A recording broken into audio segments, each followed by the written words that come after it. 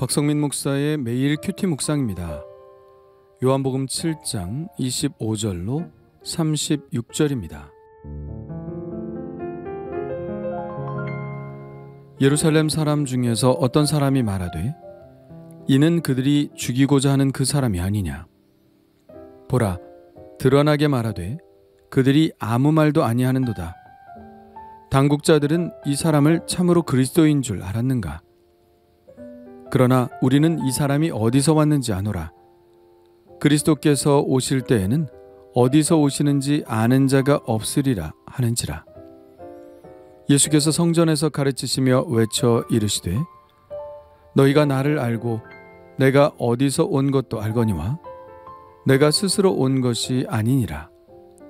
나를 보내신 이는 참되시니 너희는 그를 알지 못하나 나는 아노니 이는 내가 그에게서 났고 그가 나를 보내셨음이라 하시니 그들이 예수를 잡고자 하나 손을 대는 자가 없으니 이는 그의 때가 아직 이르지 아니하였음이로라. 무리 중에 많은 사람이 예수를 믿고 말하되 그리스도께서 오실지라도 그 행하실 표적이 이 사람이 행한 것보다 더 많으리 하니 예수에 대하여 무리가 수군거리는 것이 바리새인들에게 들린지라.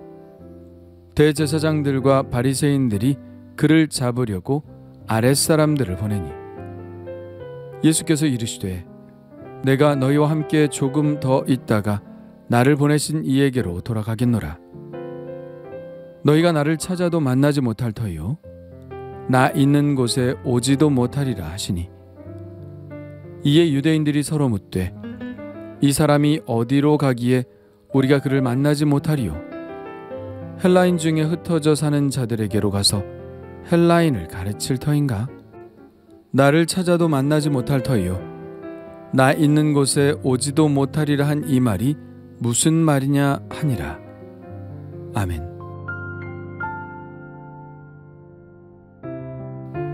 유대인들은 이미 예수님을 찾아다니고 있었고 일반인들도 이러한 사실과 예수님의 혐의에 대해서도 다 아는 듯합니다.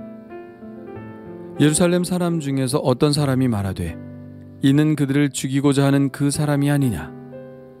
보라, 드러나게 말하되 그들이 아무 말도 아니하는도다. 당국자들은 이 사람을 참으로 그리스도인 줄 알았는가. 예수님을 찾아다니는 사람들이 누구인지가 드러나고 있는데요. 그 사람들은 바로 당국자들입니다. 당국자들이란 당시 유대인들의 의회인 산헤드린 공회 사람들을 말합니다. 이것은 지금의 국회와도 같은 것인데 당시 로마의 지배를 받고 있는 상태이기 때문에 정치적인 사건보다는 주로 종교적인 사건들을 맡아서 판단하고 결정을 내렸습니다. 예수님의 혐의도 드러났는데요. 예수님이 자신을 그리스도라고 주장한다는 것입니다. 만일 그가 그리스도가 아니면서 이런 주장을 한다면 그것은 그야말로 신성모독이죠. 지금도 그렇지만 만일 어떤 사람이 그리스도를 사칭한다면 그는 이단으로 몰릴 것이고 당시에는 그렇게 사칭하는 것이 밝혀지면 죽임을 당하는 것이 당연했죠.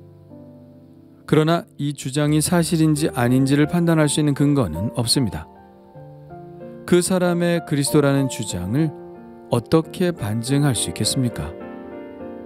이것은 증명할 수 있는 문제도 아니고 그리스도가 아니라고 반대 증명을 하기도 쉽지 않은 문제입니다. 그래서 그들은 이런 근거를 대죠. 그러나 우리는 이 사람이 어디서 왔는지 아노라. 그리스도께서 오실 때에는 어디서 오시는지 아는 자가 없으리라 하는지라. 그들의 말에 의하면 메시아는 굉장히 미스터리한 존재여서 그의 출신에 관한 정보를 알 수 없다는 것이죠. 이러한 생각은 분명 그리스도에 관한 여러 가지 생각 중 하나였음에 틀림없습니다.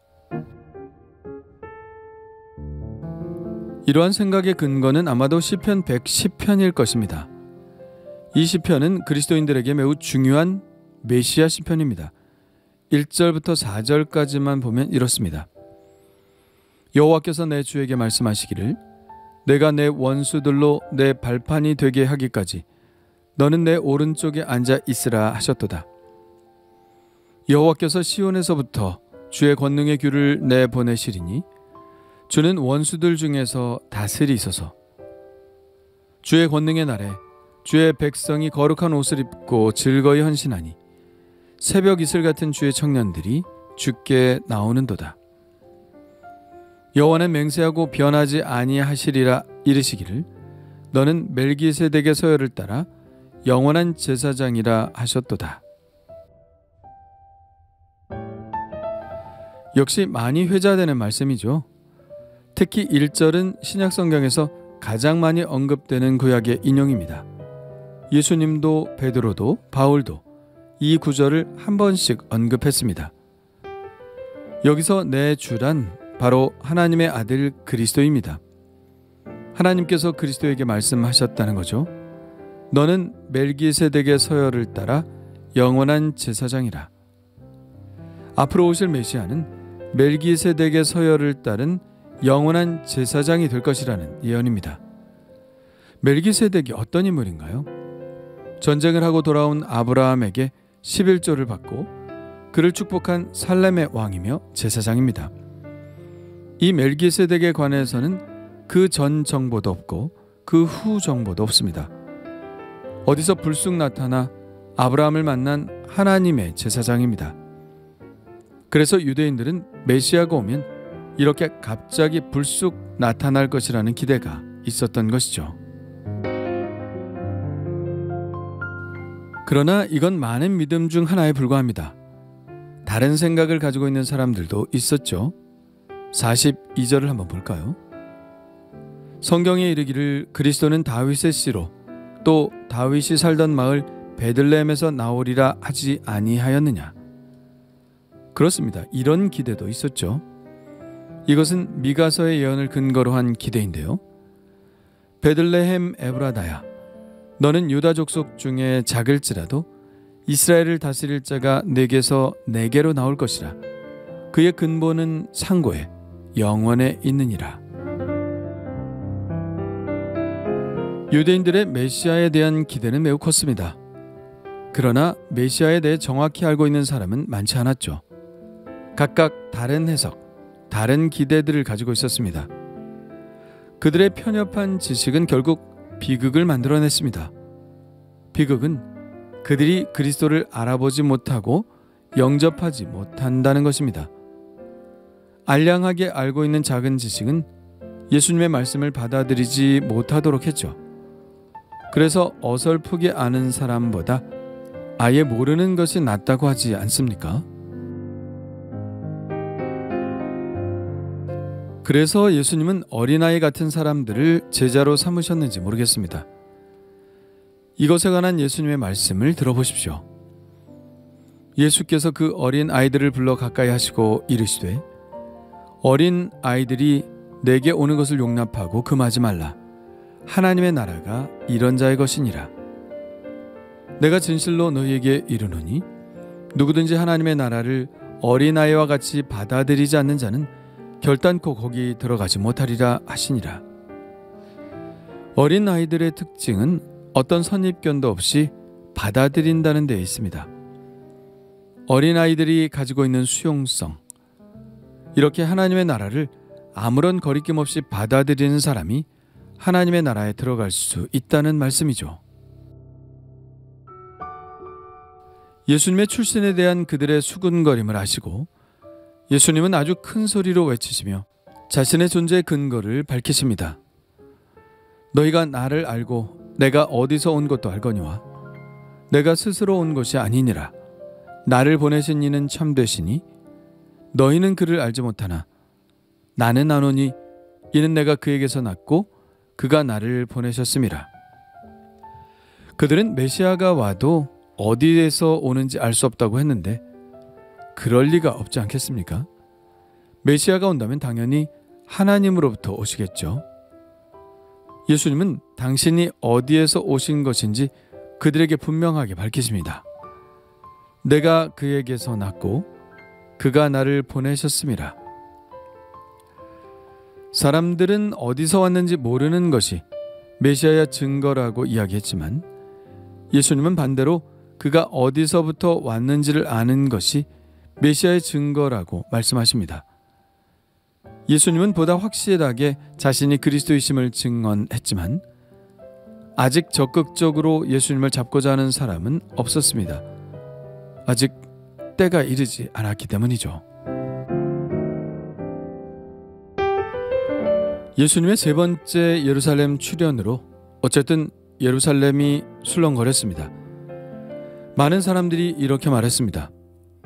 무리 중에 많은 사람이 예수를 믿고 말하되 그리스도께서 오실지라도 그 행하실 표적이 이 사람이 행한 것보다 더 많으랴 하니. 여전히 예수님이 그리스도냐 아니냐의 토론이 계속되는 것이죠. 먼저 사람들은 예수님이 그리스도가 아닌 증거를 그가 어디 출신인지 그들이 알기 때문이라고 했는데 완전한 믿음은 아닐지라도 예수님을 믿고자 하는 사람들이 되는 증거는 예수님의 표적이었습니다. 예수님께서 베풀어 주신 표적은 예수님이 그리스도라는 것을 증명하기에 이미 충분하다는 것입니다. 이런 말들이 순식간에 퍼져 바리새인들에게까지 들어갔습니다. 그래서 바리새인들은 예수님을 잡기 위해 사람들을 보냈죠. 그들을 보고 예수님은 매우 의미심장한 말씀을 하십니다. 예수께서 이르시되 내가 너희와 함께 조금 더 있다가 나를 보내신 이에게로 돌아가겠노라. 너희가 나를 찾아도 만나지 못할 터이요 나 있는 곳에 오지도 못하리라 하시니. 이 말씀은 복선이 깔려있는 말씀이지만 지금 모든 일이 지난 우리들이 보기에는 의미가 분명합니다. 예수님은 이제 그때가 오면 십자가에 못 박혀 속죄의 제물로 바쳐질 것이며 부활하실 것이고 하늘로 승천할 것임을 말씀하고 계신다는 것을 우리는 알 수 있습니다. 그러나 그들은 이게 무슨 말씀인지 알지 못했죠. 그래서 멀리 헬라인에게 가서 그들을 가르칠 것인가 이렇게 수군거렸던 겁니다. 이것이 그들이 생각할 수 있는 한계입니다. 니고데모가 이야기했던 거듭남을 이해하는 한계, 수가성 여인이 생각했던 물의 한계, 사람들이 생각했던 떡의 한계와 같죠. 여전히 우리의 이해의 한계를 성경은 드러내주고 있습니다. 알량한 지식을 가지고 메시아는 이렇게 올 거다 저렇게 올 거다 주장하며 진짜 메시아인 예수님을 알아보지 못한 사람들, 이 세상에 보이는 것과 자기가 경험한 것을 가지고 예수님의 말씀을 헤아리려고 하는 사람들, 이 모든 사람들이 우리의 우둔한 모습을 대변하는 것 같습니다. 성경을 실용적으로 보는 것도 그리 나쁘지는 않지만 성경은 분명 영적인 책이고 하나님의 나라를 드러내는 것인데 마치 성경이 이 세상의 삶에 지혜를 주는 것이냐, 혹은 처세술을 배우고 인격을 함양시키는 책인 양 한계를 지우고 그 이상의 것을 생각하지 못하는 우리의 우매함을 보여주는 것 같습니다. 성경은 보다 깊은 책이고 예수님은 우리를 이 세상을 넘어 하나님의 나라로 인도하시려고 우리에게 오셨다는 사실을 더 깊이 깨달아야 하리라 생각합니다. 예수님이 말씀하신 영적인 진리를 더욱 깨달아 나가기 원합니다. 주님 감사합니다. 우매한 우리들에게 하늘의 진리를 깨우쳐 주시려니 얼마나 힘드셨습니까? 그러나 우리는 여전히 우매함 속에 있습니다. 내 마음대로 받아들이고 내 마음대로 또 받아들이지 않고 내 마음대로 해석하고 내게 유리한 말씀으로 받아들이는 그런 우매함이 여전히 있음을 고백합니다. 언제 주님의 진리를 다 깨우칠 수 있을런저. 주님, 지혜의 빛을 우리에게 주시사 모든 것을 열어놓고 그저 어린아이처럼 주님의 말씀과 그 오묘한 뜻을 받아들이게 하옵소서. 예수님의 이름으로 기도합니다. 아멘.